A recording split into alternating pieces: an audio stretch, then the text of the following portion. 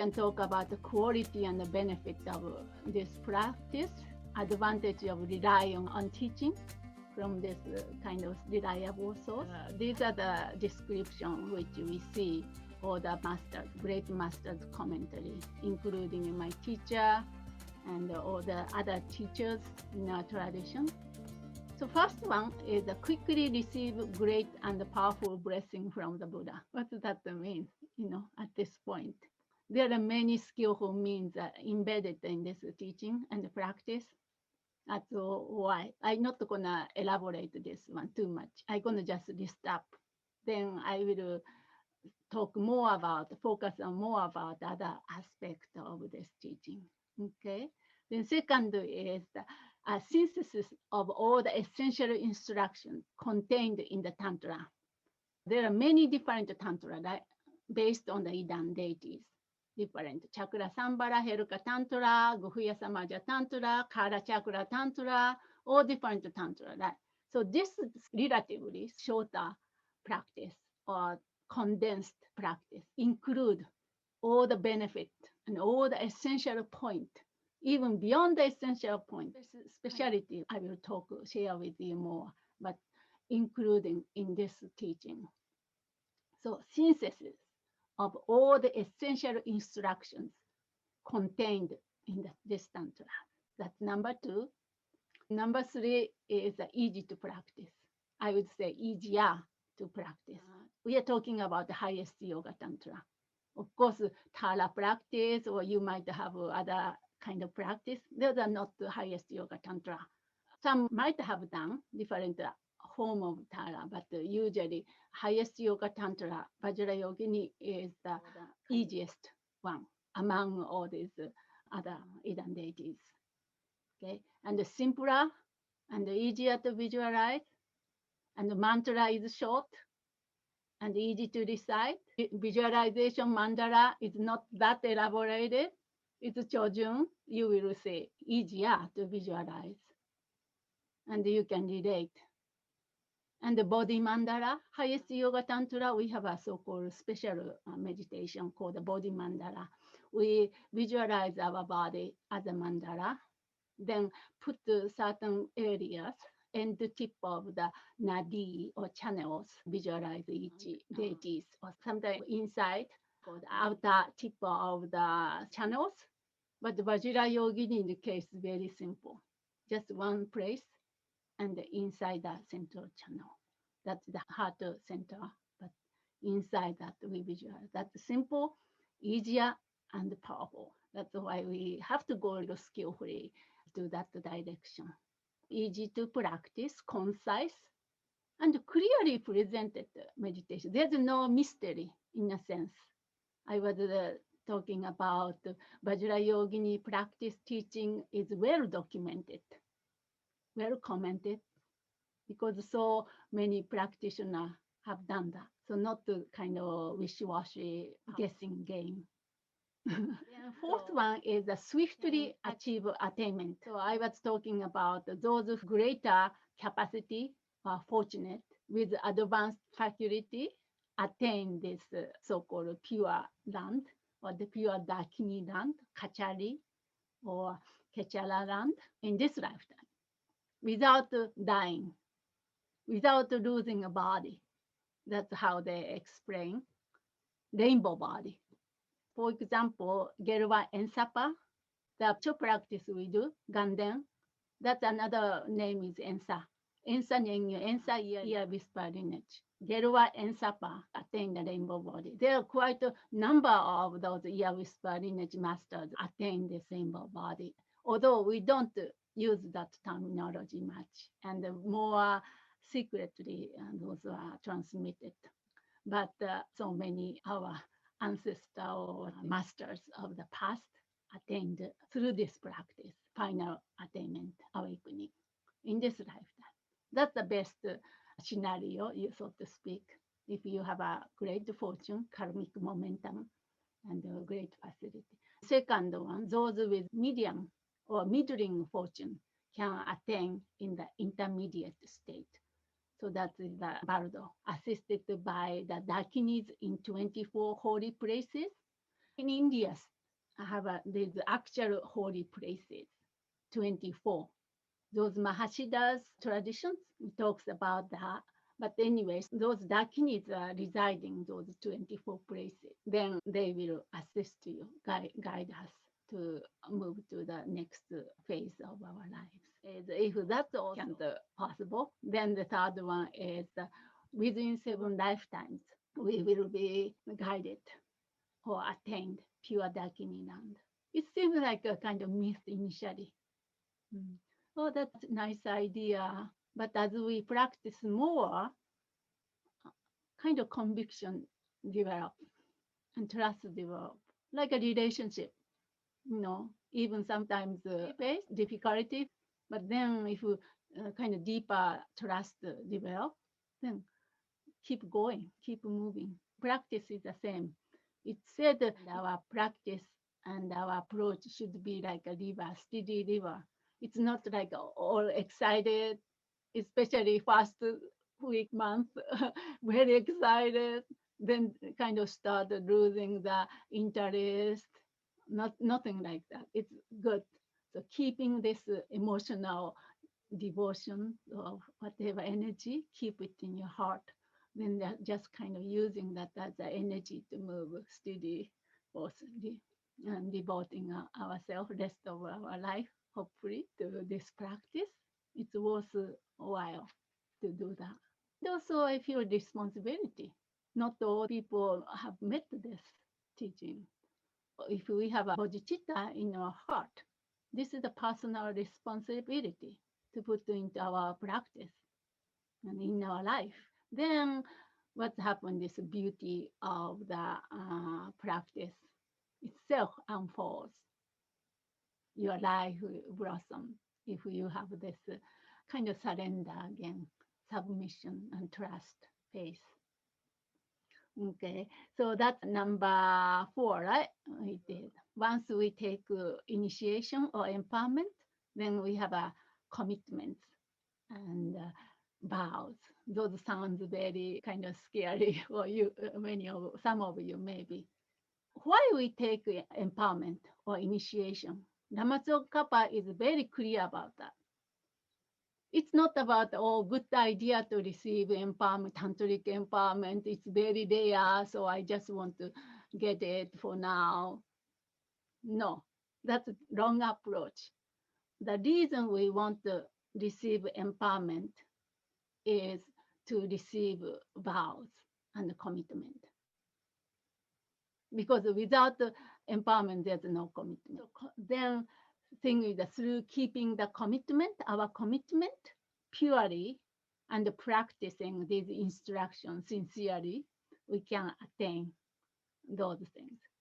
We can attain this lifetime in the intermediate state, or certainly within 7 lifetimes. Keeping commitment and vow joyfully is the key. So number 5 is the include a special body mandala practice. I was talking about this body mandala. It's special because it's the most profound of all the body mandala practice, which has, for example, Huyasamaja and the Mantaka, Heruka, even. They are all different ways to visualize. But the Vajrayogini is simple and powerful. Just the heart center, heart chakra, inside the heart chakra, inside central channel. Once you start practicing, you can start feeling physiological transformations. It's so powerful. So that's incorporated in this even generation stage. We are talking about generation stage. First phase of the Vajrayana practice is easy to meditate, each deity sitting here. And that's also representing the external Dakini, Vajrayogini, internal Vajrayogini, and the secret Vajrayogini. We're going to talk more about that, but very powerful. Number 6, also specialty is called uncommon yoga of inconceivability, inconceivable, samkhya in Tibetan, inconceivable. That's a translation. A generation stage Vajrayogin sadhana include this uncommon yoga, very similar to poor, but not like poor. It said it doesn't harm the lifespan. It's the most profound way to attain the actual rainbow body. Purpose is pure land. Dakini land can be attained within this life without abandoning our present body. This practice is the uncommon, then usually it's not to be taught in public. I don't think that's included in here, but I think other one, Geshe Darge, he might have included a little bit. Usually 1-to-1, maybe at maximum 3 people. I receive from a couple. Sakya is very strict. For example, they call your name, and I had to go to the teacher's room personally. Then she gave me this inconceivable yoga practice. So that's included, very auspicious and very precious one, this one. Seventh is a both generation stage, creation phase, and completion stage and completion phase can be practiced together. Usually start with generation stage and wait until they complete the generation stage, then they start the completion stage. So this one, Vajrayogini, and completion stage is integrated. Of course, when done, then we have a separate completion stage, really focusing on 6 yogas of Naropa. Start with 2 more, but incorporated in this generation stage practice. Especially in the mantra recitation, after mantra recitation, we have a couple of completion stage practices is embedded in there. And also how or actually our tradition teaches, it's a kind of perspective of completion stages. All the minds which practice generation stage is the mind of completion stage. What I mean is the subtle body and the subtle awareness. And each phases of the journey, for example, refuge, like we practice refuge, but how we practice refuge always connect to this heart chakra, for example. Until we change the shape of the heart chakra, we're not going to move on to the next phase. Actually, that's a really harsh way to say it, but that way really make sure each phase of generation stage is embodied by you. Just start changing, really genuine recognition, realization of refuge, for example. Then bodhicitta, and then offering to creating the relationship. Offering, why we offer? This generate this great bliss. So that one we are offering to the guest of the offering and also to yourself. So that's conjoined with emptiness. Emptiness and bliss. So bliss is always sitting on the top of the emptiness. The more bliss, great bliss, more emptiness. The more emptiness and the more bliss. So that's kind of, I call kind of snowball effect in Vajrayana. So anyway, my point is we practice generation stage from the mind of completion stage, incorporating a subtle body. Okay, so that's the 7th. Now, 8th is especially suitable for those with strong desirous attachment. Do you think you are suitable for this? I think I am. I'm qualified for this one. Well qualified. Actually, the Vajrayogin practitioner traditionally has this kind of even hedonic kind of tendency to really get into a longing, deep longing thing. Then in our case, very hedonic, like want something, beauty. I have to get this beautiful thing, like my tea-ball. When I look at the beautiful, Japanese tea-ball, can't help it. So much longing there. So that sort of quality. So we use that. So throughout this world, there exists countless emanation of Heruka and Vajrayogini, manifesting as ordinary male and females. These emanations helps our practitioners of Vajrayoginis to transform their desirous attachment into the spiritual path. So I was talking about the Vajrayogini showed up in many forms, different forms, whatever takes need to be manifest as to guide us from A to Z. So watch out. We transform. So it's good to have this strong desireless attachment. We no longer afraid of our own emotion, strong feeling, because that's the energy in essence is awakened wisdom. And we use that. So the essence of highest yoga tantra is to generate mind of spontaneous great bliss. So that's what I was talking about. And use this blissful mind to meditate on emptiness. When we see some beauties, something, or even your partner, look in his or her eyes, this bring up something in you, right? In looking at, actually you are looking into the eyes of Vajrayoginis.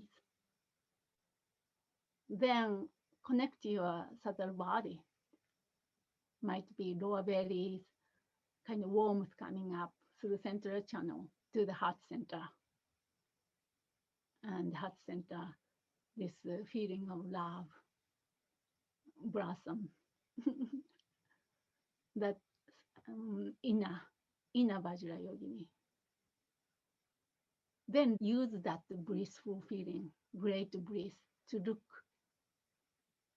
or pierce through into emptiness, through nature. In Tantra, we use great bliss to perceive emptiness. So next time, if you have that sort of experience, just try that. It's no longer realizing emptiness is the statement on the bookshelf. Or somebody only great Mahasiddha, far away history, long time ago. No, you can start kind of bringing into your own level. In that sense, we push that feeling of great bliss. There's no opportunity. We use every opportunity, occasions, every part of ourselves on this journey. The mind of spontaneous great bliss is attained, actually attained by gathering inner wind into the central channel through completion stage. So I was talking about generation stage, creation phase is assimilation, assimilating, awakened beings, you as an awakened being, and the environment as a pure land of mandala. But the actual things happened in a completion stage. How it happened? Bring the inner wind, prana, into the central channel. Then technique we use in completion stage, great bliss generated. And that's the one, perceive emptiness, ultimate reality. Okay, so that's number 8. Number 9, particularly appropriate for this degenerate age. Buddhism talks about degeneration, degenerated age, not so good for conducive for practice, and all this teaching are degenerated, lineage is broken, and so forth. All these things talks about. But this particular practice and Heruka Vajrayogini practice tradition become more powerful in this generated, more degenerated, more desire, more deluded, and more powerful the practice become. Why? This is how traditionally explained. Vajradhara, that the awakened being who taught, did not reabsorb the mandala of Heruka. Usually when Buddha teaches and show this mandala, then reabsorb after that. But this particular Vajrayogini Heruka mandala, Buddha did, or Vajradhara, didn't reabsorb the mandala. So that mandala is still existing on this earth. These mandalas still exist at various places throughout the world. For example, Mount Kailash. I went to Mount Kailash. There, it said mandala still exists, very powerful. Or 24 holy places in India, Jalendala, or those actual holy places, still mandalas existing. Although our tainted perception, we cannot see, but the pure being can see. The more our mind consciousness purified, we can see this land is the pure land. That's the idea, no? The more your mind is purified and the veils are lifted, then you can see the mandala. So this particular one still exists. So therefore, because of this, human being in this world have a special relationship with Heruka and Vajrayogini and can quickly receive their blessing because the mandalas still existing, didn't reabsorb. In the root tantra of Heruka Vajrayogini, Vajradhara Buddha promised that in the future, when times became spiritually degenerated, Heruka and Vajrayogini will bestow their blessing on those with strong attachment. So that's the kind of guarantees that's promised. Buddha said. So Buddha is omniscient. So that one, number 9, particularly appropriate for this degenerated time. That makes sense, no? Degenerated, when we think about the degeneration of time, so much we can list up, what's wrong. But at the same time, these compassionate Buddhas. Buddha appeared only because of their compassion, compassionate expression of reality. Then they blessed us. Then number 10, this is going to be the last one in terms of this. Vajrayogini's mantra has special qualities. So you haven't received the mantra yet because empowerment required, but I'm just telling you, mantra has a very special qualities. Attainment can be gained merely by reciting Vajrayogini's mantra. Is there any other practice just for the merely reciting mantra, then attain the tantric awakening? So it said that even with poor concentration, if we cannot meditate, visualization is fuzzy, even then we can attain possibility of attaining final goal of Vajrayoginikhood with faith. There's a caveat there. However, we need to have very strong conviction. Again, come back to this conviction and faith in Vajrayogini and her mantra. We have to have that one because it said just reciting mantra, I can go to the Kacho land, pure land, lazy way. That's not gonna work. The thing is that because mantra include the mantra of entire awakened beings, Sarva Buddha Dakinis. Sarva means all. Buddha is a Buddha. Sarva, all the Buddhas. Dakinis. So mantra including all the Buddhas, Dakinis. So that was the qualities and benefit of the practice. Very brief way, advantage of relying on teaching Vajrayogini.